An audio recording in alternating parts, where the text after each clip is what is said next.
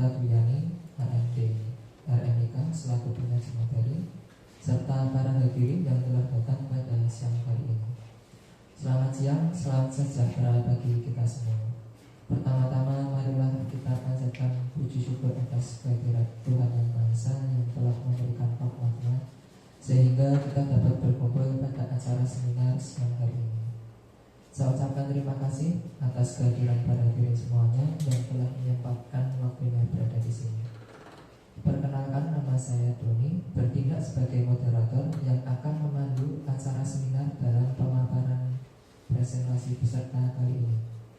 Susunan acara seminar terdiri dari yang pertama pembukaan, yang kedua penyajian materi, dilanjutkan dengan tanggapan mentor dan sesi tanya jawab, kemudian terakhir penutup. Memasuki acara yang pertama adalah pembukaan. Marilah kita buka acara ini dengan berdoa menurut agama dan keyakinan masing-masing. Berdoa dipersilakan.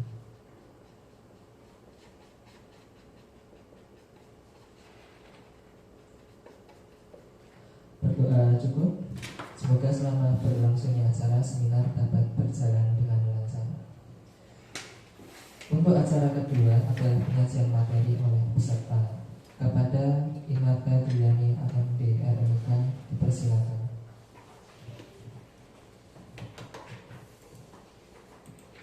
Terima kasih atas kesempatan yang diberikan kepada saya. Yang terhormat kepada Dr. Agus Legowo selaku mentor saya, dan terima kasih saya sampaikan kepada teman-teman sekalian karena telah meluangkan waktu untuk hadir dalam seminar saya pada siang hari ini. Hari ini pada tanggal 22 Oktober 2024, izinkan saya, Imarta Dwiani, untuk mempresentasikan hasil seminar saya yang berjudul Optimalisasi Informasi Fermentasi KBBJS Rawat Jalan di bagian pendaftaran Kesmik dan Poliklinik RSUD Bung Karno. Bab pertama, pendahuluan.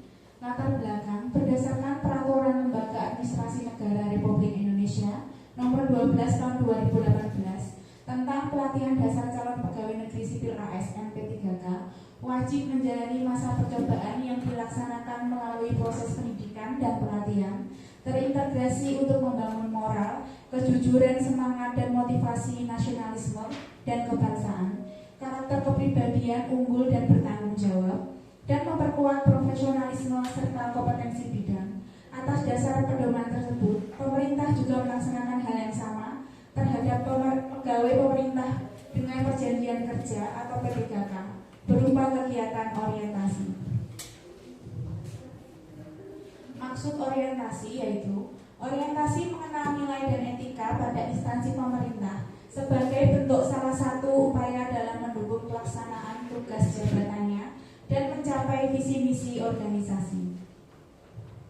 Tujuan orientasi yang pertama, mampu memahami nilai dan etika pada instansi pemerintah, mengenal nilai dan etika pada instansi pemerintah, mengimplementasikan nilai dan etika pada instansi pemerintah. Waktu dan tempat orientasi. Waktu pelaksanaan orientasi P3K dari tanggal mulai 15 Oktober 2024 sampai 20 Oktober 2024. Untuk tempat orientasi yaitu di Rumah Sakit Umum Daerah Bung Karno, Kota Surakarta. Bab 2. Visi dari pemerintah Kota Surakarta yaitu mewujudkan Surakarta sebagai kota budaya yang modern, tangguh, gesit, kreatif, dan sejahtera. Untuk misinya, meningkatkan kualitas kesehatan masyarakat yang berkelanjutan, memperkuat pertumbuhan ekonomi yang adaptif dan berkelanjutan, mewujudkan tata ruang infrastruktur kota yang mendukung pemajuan kebudayaan dan pariwisata berkelanjutan, meningkatkan kualitas daya saing pemuda dan masyarakat umum di bidang pendidikan, ekonomi, seni budaya, dan olahraga, mengembangkan tata kelola pemerintahan dan pelayanan publik yang gesit dan kolaboratif berdasarkan semangat gotong royong dan kebinekaan, mewujudkan kemakmuran dan kesejahteraan bersama warga kota yang berkeadilan dan inklusif. Yang ketujuh, mewujudkan daerah yang kondusif dan kerukunan antar umat beragama dalam tata kehidupan masyarakat yang saling menghormati. Inilah struktur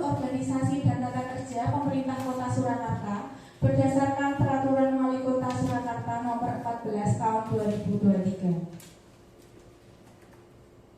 Manajemen Kepegawaian dan Penilaian Kinerja P3K. Untuk manajemen kepegawaian P3K diatur berdasarkan PP 49 tahun 2018. Penilaian kinerja P3K diatur berdasarkan PP 49 tahun 2018 bab 4 pasal 35. Disiplin P3K diatur berdasarkan PP 49 tahun 2018 bab 8 pasal 51. Bab 3 Nilai dan etika organisasi. Organisasi perangkat daerah Dinas Kota Surakarta memiliki visi yaitu mewujudkan Surakarta sebagai kota budaya yang modern, tangguh, gesit, kreatif, dan sejahtera. Untuk misinya, meningkatkan kualitas kesehatan masyarakat yang tangguh, memperkuat pertumbuhan ekonomi yang adaptif dan berkelanjutan, mewujudkan tata ruang dan infrastruktur kota yang mendukung pemajuan kebudayaan dan pariwisata, meningkatkan kualitas daya saing pemuda masyarakat umum di bidang pendidikan, ekonomi, seni budaya, dan olahraga, mengembangkan tata kelola pemerintahan dan pelayanan publik yang gesit dan kolaboratif berdasarkan semangat gotong royong kebinekaan, mewujudkan kemakmuran dan kesejahteraan bersama warga kota yang berkeadilan dan inklusif. Ketujuh, mewujudkan daerah kondusif dan kerukunan antar umat beragama dalam tata kehidupan bermasyarakat yang saling menghormati. Inilah struktur organisasi Dinas Kesehatan. Satuan Unit Kerja RSUD Bung Karno memiliki visi yaitu menjadi rumah sakit dengan pelayanan paripurna berdasarkan semangat gotong royong guna mewujudkan masyarakat waras tahun 2024. Untuk misinya, meningkatkan kebijakan pelayanan paripurna yang bertumpu pada peningkatan mutu dan selamat pasien, meningkatkan kualitas sumber daya manusia yang wasis dan disiplin serta lurus dalam pengabdian dan ikhlas dalam pelayanan, meningkatkan kualitas sarana prasarana, menyelenggarakan tata kelola organisasi terintegrasi, efektif, efisien berasas gotong royong dan kejujuran, meningkatkan kesejahteraan karyawan. Inilah struktur organisasi internal Rumah Sakit Umum Daerah Bung Karno Kota Surakarta. Bab 4 Rencana dan Hasil Kerja P3K. Untuk rencana dan hasil kerja P3K, untuk identifikasi isu, ranking pertama yaitu kurang optimalnya informasi fragmentasi klaim BPJS rawat jalan di bagian pendaftaran, Keswik, dan Poliklinik RSUD Bung Karno. Untuk urgensinya nilainya 4, nilainya 5, untuk seriusnya nilainya 4, untuk bronya nilai 4, jumlah ada 13 poin. Untuk ranking kedua, ketidaksesuaian informasi kunjungan pasien BPJS mengenai fragmentasi di RSUD Bung Karno. Untuk urgensinya nilainya 3, seriusnya nilainya 4, gronya nilainya 4, ada jumlahnya 11 poin. Ranking 3, ketidaklengkapan berkas klaim rawat jalan saat pengajuan klaim BPJS di RSUD Bung Karno. Untuk urgensinya nilainya 2, seriusnya nilainya 4, gronya nilai 4, jumlahnya 10 poin. Dari analisis USG, isu yang diangkat yaitu kurang optimalnya informasi fragmentasi klaim BPJS rawat jalan di bagian pendaftaran, Keswik, dan Poliklinik RSUD Bung Karno. Gagasan yang diangkat yaitu optimalisasi informasi fragmentasi klaim BPJS rawat jalan di bagian pendaftaran, Keswik, dan Poliklinik RSUD Bung Karno. Dampak bila isu tidak diselesaikan, yang pertama, mengakibatkan terjadinya pending claim sehingga pembayaran klaim dari BPJS ke FKRTL menjadi tertunda. Yang kedua, ketidaksesuaian pelayanan rawat jalan dan klaim BPJS rawat jalan mengenai kunjungan fragmentasi. Yang ketiga, tertundanya jasa pelayanan di RSUD Bung Karno. Untuk kegiatan pertama yaitu membuat perencanaan awal kegiatan desain bahkan fragmentasi dan kondisi yang dikecualikan dalam fragmentasi. Tahapan kegiatan pertama, mengajukan diskusi petugas STEM dari Ketua Keswik, kode rawat inap, kode rawat jalan. Yang kedua, melakukan pemetaan bagan fragmentasi. Yang ketiga, melakukan konsultasi dengan atasan. Untuk output atau hasil, yang pertama, rencana kegiatan desain bagan fragmentasi, desain bagan fragmentasi, solusi dan rencana tindak lanjut. Inilah dokumentasi kegiatan pertama. Kegiatan kedua yaitu membuat desain bagan fragmentasi dan kondisi yang dikecualikan dalam fragmentasi. Tahapan kegiatan pertama membuat konsep desain, mendesain bagan, meminta masukan kepada teman sejawat mengenai desain. Untuk output atau hasil konsep desain bagan, solusi rencana tindak lanjut. Inilah dokumentasi kegiatan kedua. Kegiatan ketiga melakukan sosialisasi terkait bagan. Tahapan kegiatan pertama melakukan sosialisasi ke petugas klaim, petugas pendaftaran, dan petugas poliklinik terkait bagan fragmentasi. Yang kedua, menyiapkan komputer dan file yang akan ditampilkan. Untuk output hasilnya, pertemuan sosialisasi pemahaman informasi oleh petugas, soft file dan hardware, dan hard file. Inilah dokumentasi kegiatan ketiga. Kegiatan keempat, mencetak desain bagan fragmentasi dan kondisi yang dikecualikan dalam fragmentasi.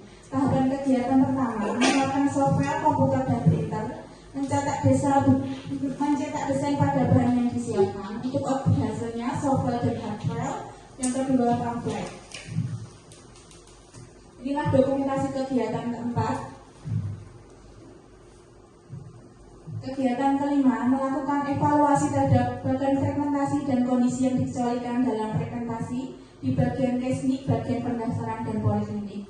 Tahapan kegiatan pertama, membuat pertemuan diskusi untuk petugas klaim, petugas pendaftaran, dan poliklinik RSUD Bung Karno, menyusun hasil evaluasi sebagai laporan kepada atasan, mengajukan laporan hasil evaluasi kepada atasan. Untuk output hasil, pertemuan diskusi, revisi desain dan laporan evaluasi diterima oleh atasan. Inilah dokumentasi kegiatan kelima. Rencana kerja menengah dari 2024 sampai 2027.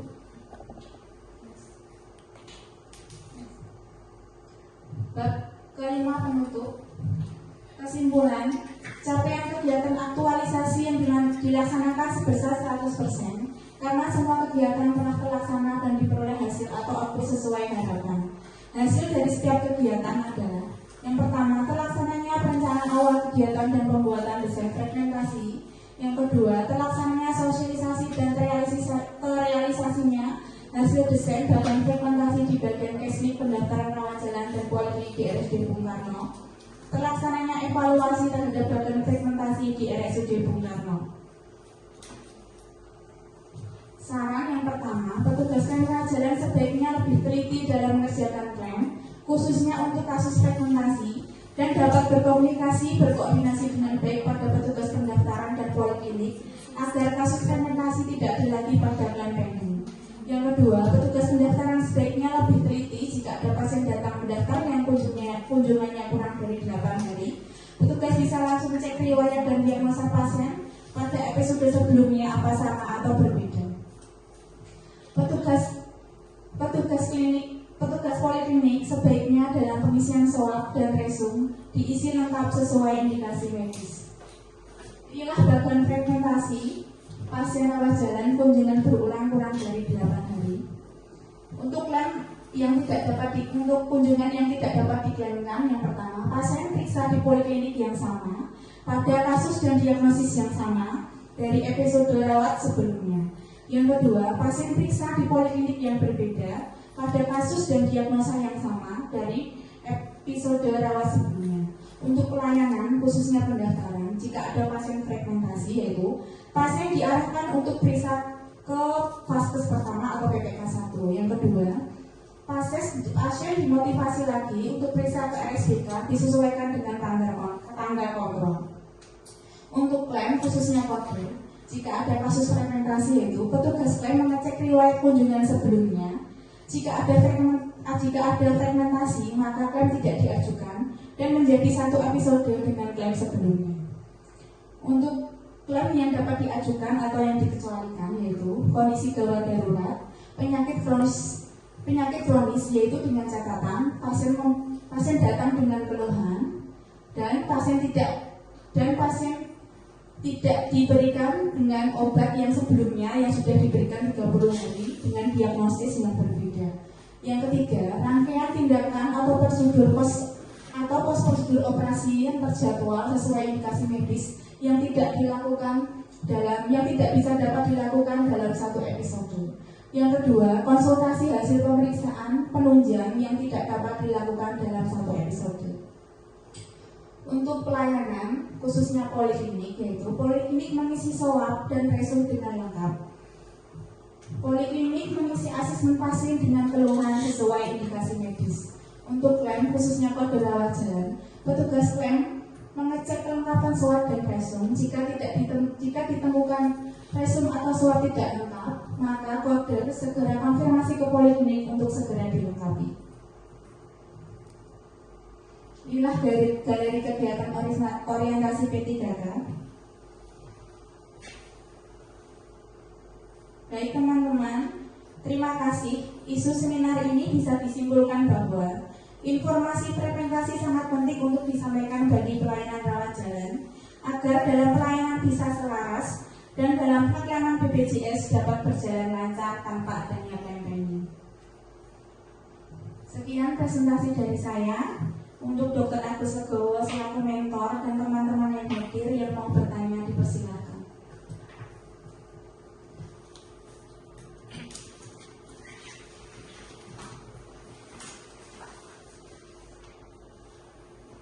Nama saya Budi Utami. Saya mau bertanya untuk Mbak Inata, bagaimana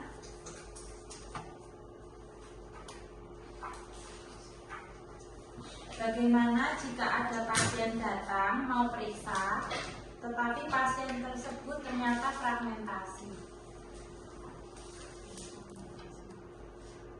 Pasien tersebut diarahkan untuk periksa ke vaskes pertama, kemudian pasien tersebut dikonfirmasi kembali untuk periksa ke RSBK, itu sesuai dengan karya kontrolnya. Terima kasih. Lagi yang silakan.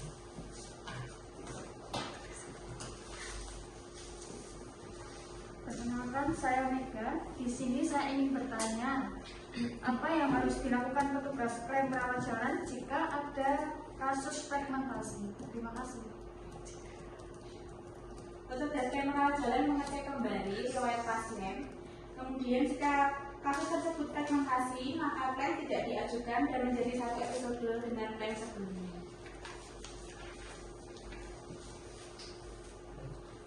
Ada lagi yang mau bertanya?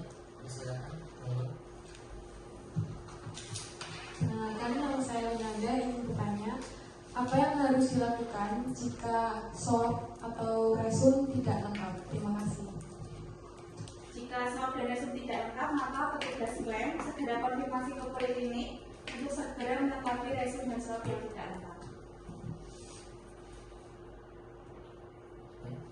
Yang lainnya yang mau bertanya? Masih ada kesempatan untuk bertanya? Ada lagi? Mungkin dilakukan untuk Legowo saat mencoba untuk memberikan tanggapan dari paparan presentasi peserta. Persilakan. Ya, terima kasih.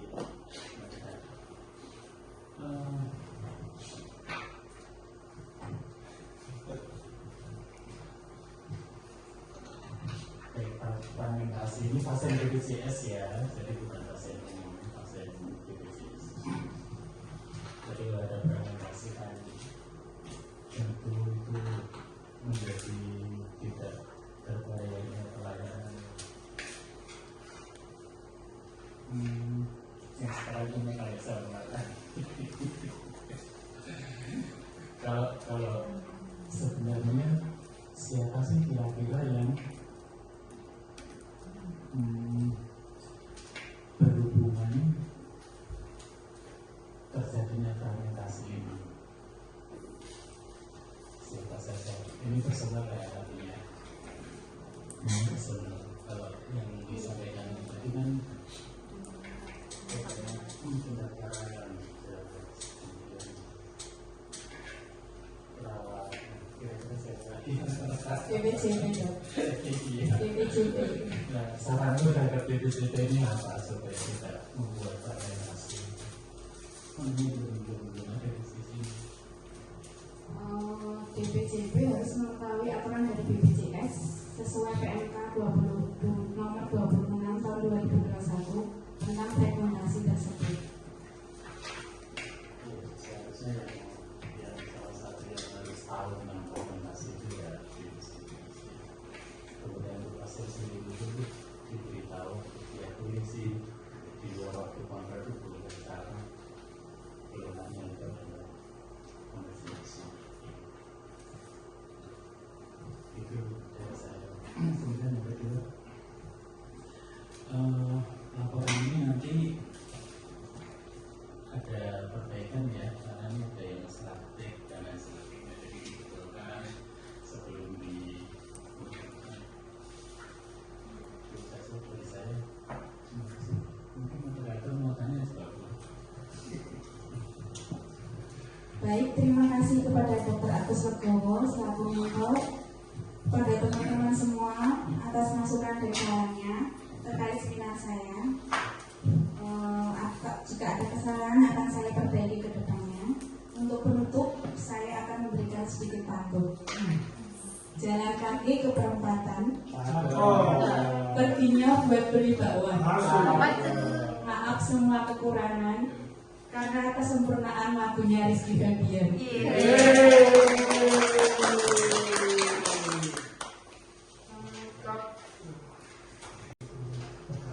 Pemaparan presentasi yang luar biasa dari Pak Timata Fiani, ketesan dari IMIG. Berikan aplaus dulu teman-teman. Diberikan pantun juga di akhir sesi presentasi Pak IMIG. Untuk semuanya, terima kasih atas saran, kritik, dan masukan dari mentor maupun hadirin sekalian supaya dapat dijadikan bahan pembelajaran dari isu yang diangkat oleh peserta menjadi pengembangan yang positif untuk kedepannya. Demikianlah acara seminar pada siang hari ini. Semoga memberikan hasil yang bermanfaat bagi kita semua. Saya selaku moderator mohon maaf apabila ada keliru dan salah dalam kata maupun perbuatan selama memandu acara seminar siang hari ini. Terima kasih kepada semuanya. Kami aturkan akhir kata. Wassalamualaikum warahmatullahi wabarakatuh.